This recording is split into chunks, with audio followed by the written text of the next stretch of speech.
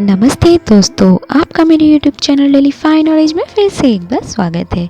दोस्तों, आज बुधवार की सुबह है, फिर भी मैं आज आपके लिए स्पेशली एनिमल स्पेशल लाई हूँ।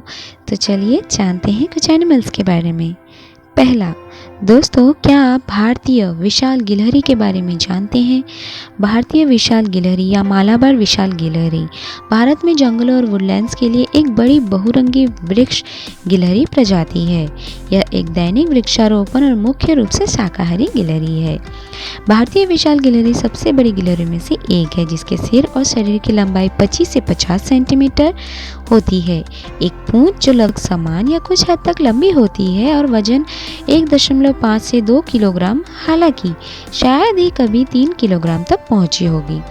दोनों लिंगों के लिए औसत सिर और शरीर की लंबाई में लगभग 36 सेंटीमीटर, पूंछ की लंबाई में 45 सेंटीमीटर और वजन में 1.7 से 1.8 किलोग्राम है। इसमें एक विशिष्ट 1, 2 या 3 टोन रंग योजना है। इसमें शामिल रंग सफ़ेद, creamy, beige, buff, tan, rust, reddish maroon, brown, dark seal, brown या ब्लैक हो सकते हैं। अंडरपार्ट्स और आगे के पैर आमतौर पर क्रीम रंग के होते हैं और सिर भूरा या बेज रंग का हो सकता है और कानों के बीच एक विशाल सफ़ेद स्थान होता है। अन्यथा रंग उप प्रजातियों पर निर्भर करते हैं। भारतीय विशाल गिलहरी एक ऊपरी चंदवा में रहने वाली प्रजाति है जो शायद ही कभी पेड़ों को छोड़ती होगी और घोंसलों का निर्माण के लिए ऊंची ऊंची शाखाओं वाले पेड़ों की आवश्यकता होती है। यह 6 मीटर तक की छलांग के साथ एक पेड़ से दूसरे पेड़ तक जाता है। खतरे में होने पर रतुफा इंडिका अक्सर भागने के बजाय पेड़ के तने के खिलाफ जम जाता है या चपटा हो जाता है। इसके मुख्य शिकारी उल्लू और तेंदुआ जैसे शिकार के पक्षी है। विशालकाय गिलहरी ज्यादातर सुबह शाम के समय सक्रिय रहती है, दोपहर में आराम करती है। वे आमतौर पर एकांत जानवर होते हैं जो केवल प्रजनन के लिए एक साथ आते हैं। माना जाता है कि यह प्रजाति बीज फैलाव में संलग्न होकर अपने आवास के पारिस्थितिकी तंत्र को आकार देने में महत्वपूर्ण भूमिका निभाती है। आहार में फल, फूल, मेवा और पेड़ की छाल शामिल है। कुछ उपप्रजातियां सर्वाहारी होते हैं और वे कीड़े और पक्षी के अंडे को भी खा जाती है। भारतीय विशाल गिलहरी अकेले या जोड़े में रहती है। वे टहनियों और पत्तियों के बीच गोलाकार घोंसले बनाती है। उन्हें पतली शाखाओं पर रखते हैं जहां बड़े शिकारी उन तक नहीं पहुंच सकते। शुष्क मौसम के दौरान ये घोंसले पर्णपाती जंगलों में विशिष्ट हो जाते हैं। एक व्यक्ति जंगल के एक छोटे से क्षेत्र में कई घोंसले बना सकता है जो सोने के क्वार्टर के रूप में उपयोग किए जाते हैं। दूसरा, दोस्तों क्या आपने बुश कुत्ता को कभी देखा है? अगर नहीं तो देखिए, क्योंकि ये कुछ हद तक देखने में भालू जैसा लगता है ना दोस्तों। बुश डॉग मध्य और दक्षिण अमेरिका में पाए जाने वाला एक कुत्ता है। इसकी विस्तृत श्रृंखला के बावजूद सूरीनाम, गुयाना और पेरू को छोड़कर अधिकांश क्षेत्रों में यह बहुत दुर्लभ है। इसे सबसे पहले पीटर विलियम लुंड ने ब्राज़ील की गुफाओं में जीवाश्मों से पहचाना था और माना जाता था कि यह विलुप्त हो गया था। जीनस स्पीथोस में बुश डॉग एकमात्र जीवित प्रजाति है और आनुवंशिक सबूत बताते हैं कि इसका निकटतम जीवित रिश्तेदार मध्य दक्षिण अमेरिका का मानवयुक्त भेड़िया या अफ्रीकी जंगली कुत्ता है। प्रजातियों को IUCN द्वारा नियर थ्रेटन के रूप में सूचीबद्ध किया गया था। वयस्क झाड़ी कुत्ते के सिर, गर्दन और पीठ पर हल्के लाल रंग के साथ नरम लंबे भूरे रंग के फर होते हैं और एक झाड़ीदार पूंछ होती है, जबकि नीचे की तरफ अंधेरा होता है यानी कि काला। कभी कभी हल्के गले के पैच के साथ। हालांकि छोटे व्यक्तियों के पूरे शरीर पर काले रंग के फर होते हैं। वयस्कों में आमतौर पर 57 से 75 सेंटीमीटर की सिर से शरीर की लंबाई होती है, जिसमें 12.5 से 15 सेंटीमीटर पूंछ होती है। उनके कंधे की ऊंचाई 20 से 30 सेंटीमीटर होती है और वजन 5 से 8 किलोग्राम होता है। उनके शरीर के सापेक्ष उनके पैर छोटे होते हैं, साथ ही साथ एक छोटा नथुथन और अपेक्षाकृत छोटे कान होते हैं। दांत अपनी मांसाहारी आदतों के लिए अनुकूलित होती है और एक अमेरिकी कैनिड के लिए विशिष्ट रूप से 38 दांतें हैं। बुश डॉग 3 कैनिड प्रजातियों में से एक है, जिसमें ट्रेंचेंट हिल डेंटिशन होता है, जिसमें निचले मांसाहारी दांत के टाइलोनिड पर एक ही पुच्छ होता है जो काटने वाले ब्लेड की लंबाई को बढ़ाता है। महिलाओं में 4 जोड़ी निप्पल होती है और दोनों लिंगों में गुदा के दोनों ओर बड़ी गंध ग्रंथियां होती है। बुश कुत्तों में आंशिक रूप से पैर की उंगलियां होती है जो उन्हें अधिक कुशलता से तैरने की अनुमति देता है। बुश कुत्ते मध्य अमेरिका में कोस्टा रिका से और एंडीज के पूर्व में दक्षिण अमेरिका के अधिकांश हिस्सों में, मध्य बोलीविया, पराग्वे और दक्षिणी ब्राज़ील के दक्षिण में पाए जाते हैं। वे मुख्य रूप से 1900 मीटर की ऊंचाई तक तराई के जंगलों में निवास करते हैं। गीले सवाना और नदियों के पास अन्य निवास स्थान, लेकिन सूखे सेराडो और खुले चरागाहों में भी पाए जाते हैं। इसकी इस प्रजाति की ऐतिहासिक सीमा उत्तर में कोस्टा रिका तक फैली हो सकती है, जहां प्रजातियां अभी भी उपयोगी आवास में पाई जा सकती है, और दक्षिण पूर्वी कोस्टा रिका और उत्तर पश्चिम में 120 किलोमीटर तक तलमांका पर्वत के एक बड़े हिस्से में बुश डॉग समूह के नए बार अवलोकन दर्ज किए गए हैं और 2119 मीटर तक की ऊंचाई पर पाए गए हैं। त्रिनिदाद के पूर्वी तट पर मंजिला साइट में 300 ईस्वी से 900 ईस्वी के हाल के जीवाश्म भी पाए गए हैं। तीसरा, दोस्तों, क्या आप कांटेदार कछुए के बारे में जानते हैं? कांटेदार कछुआ हेसेमिस स्पिनोसा एक दक्षिण पूर्व एशियाई कछुआ प्रजाति है। यह तराई और पहाड़ी वर्षावन में रहता है, आमतौर पर छोटी धाराओं के आसपास, मुख्य रूप से समुद्र तल से 900 मीटर तक के पहाड़ी क्षेत्रों में।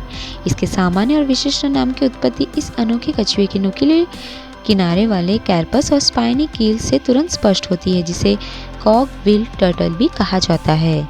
कछुआ Brunei, Indonesia, Malaysia, Myanmar, Philippines, Singapore और थाईलैंड से जाना जाता है। ऐसा प्रतीत होता है कि संभोग व्यवहार बारिश से शुरू हुआ है। कैद में पुरुषों को पानी के साथ छिड़कने के परिणाम स्वरूप वे मादाओं का पीछा करते हैं और माउंट करने का प्रयास करते हैं।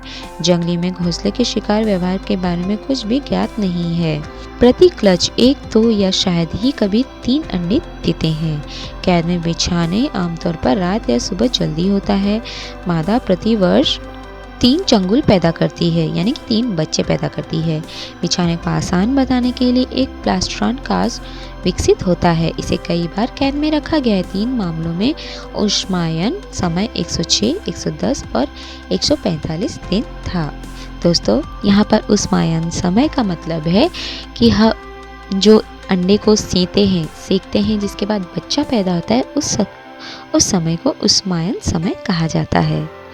चौथा, दोस्तों, क्या आप कामोरी के बारे में जानते हैं? कामोरी एक बकरी का प्रजाति का नाम है।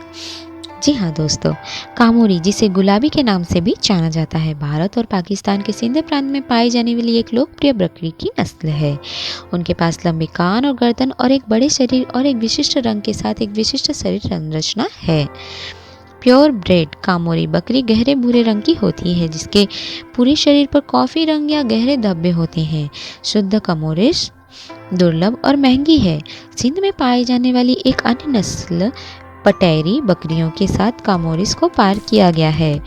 संकरों में कामोरी के शरीर की संरचना होती है, लेकिन वे कम खर्चीले होते हैं। इसके अतिरिक्त आनुवंशिक विश्लेषण ने पुष्टि की कि कामोरी और पटेरी बकरी प्रजाति की उपस्थिति बहुत समान है, कि दोनों प्रजाति में लंबे कान और भूरे रंग के कोट होते हैं। हालांकि पटेरी बकरी प्रजाति में कभी कभी भूरे रंग के सामने वाले क्वार्टर होते हैं और सफ़ेद मुख्यालय।